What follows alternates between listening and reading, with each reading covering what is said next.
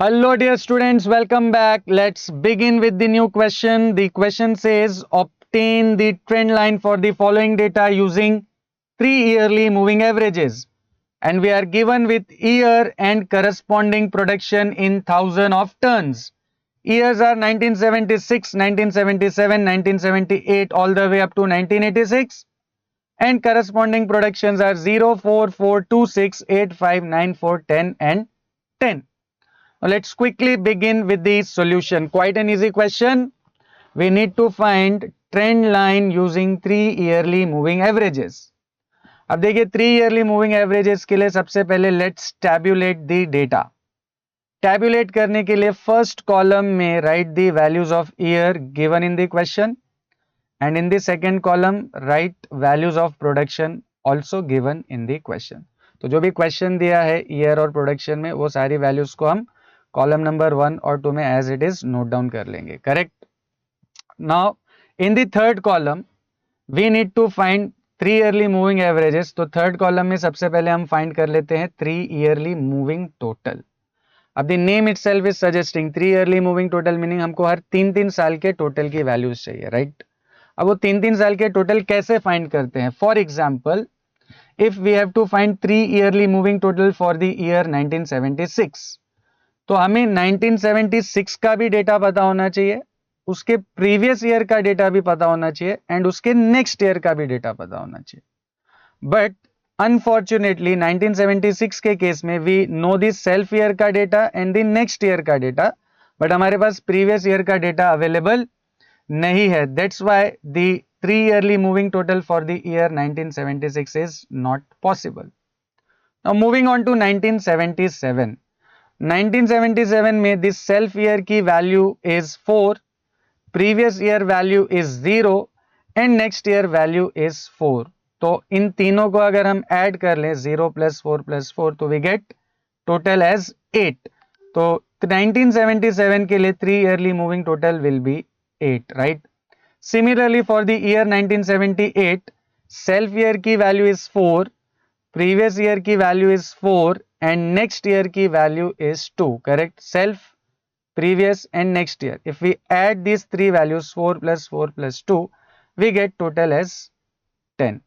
Likewise, 1979 self year की value is 2, previous year की value is 4 and next year की value is 6. So if you add these three values, you get total as 12. Likewise, 1980 के लिए it will be 16, then 19, then 22, then 18, then 23, then 24. अब ये जो last year है 1986, यहाँ पे भी सेल्फ ईयर का डेटा हमारे पास है, प्रीवियस ईयर का डेटा हमारे पास है, बट नेक्स्ट ईयर का डेटा हमारे पास नहीं है. दैट इज वाई 1986 का भी 3 yearly moving total is not possible. तो फर्स्ट ईयर और लास्ट ईयर का डेटा हमारे पास अवेलेबल नहीं है. Now finally moving on to the last column. The last column is 3 yearly moving average. अब थर्ड कॉलम में we have already calculated the 3 yearly moving total. अब हमें 3 yearly मूविंग एवरेज फाइंड करना है और एवरेज के लिए हमको सिंपली जो भी टोटल वैल्यू है we have to divide those total by 3. Correct. तो फर्स्ट वैल्यू तो not possible, but second value में 8 is the total and 3 yearly average के लिए this 8 should be divided by 3. So 8/3 will be 2.6667. then 10 divided by 3 will be 3.3333 and likewise you can get all the corresponding 3 yearly moving averages. Correct. So we have successfully calculated all the 3 yearly moving averages. Now in the final step we need to plot these values on the graph. Let's move on to the graphical part. ये हमारा already tabulated data है. अब देखिए graph पे plot करने के लिए you have to take x axis as the year and y axis as the production, right? Year, production.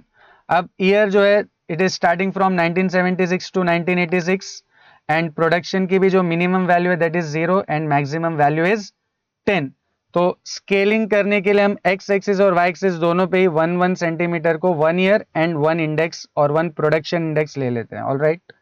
तो it will be 1975, 76 up to 86 and then 0, 2, 4, 6, 8, 10 and 12.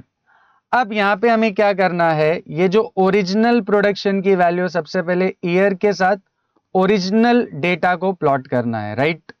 तो 1976 में the original production value is 0, right, 0. Then for the year 1977 the original production value is 4. तो 1977 में we have 4 as the production. In 1978 the production value is again 4. Then 1979 the production value is 2.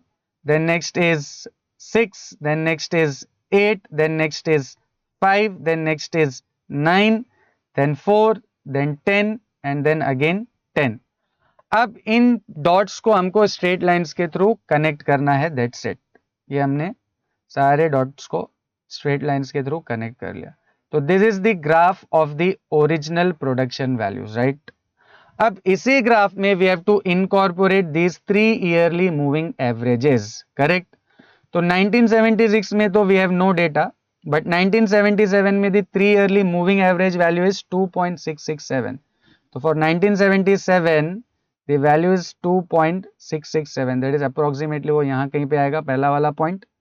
For 1978 the 3 yearly moving average is 3.333. तो 78 के लिए we have 3.33. Then 79 के लिए we have 4. Then next we have 5.333. Then 6.333. Then we have 7.333. Then we have 6. Then we have 7.67 and finally we have 8.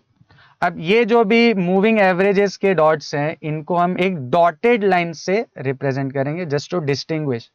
तो ये जो starting में हमने कंप्लीट लाइंस के साथ कनेक्ट किया था, these are representing the original values. और अब ये जो पॉइंट्स है, these will be connected with respect to dotted lines, right. तो ये हम कनेक्ट कर लेते हैं, connect connect connect connect connect.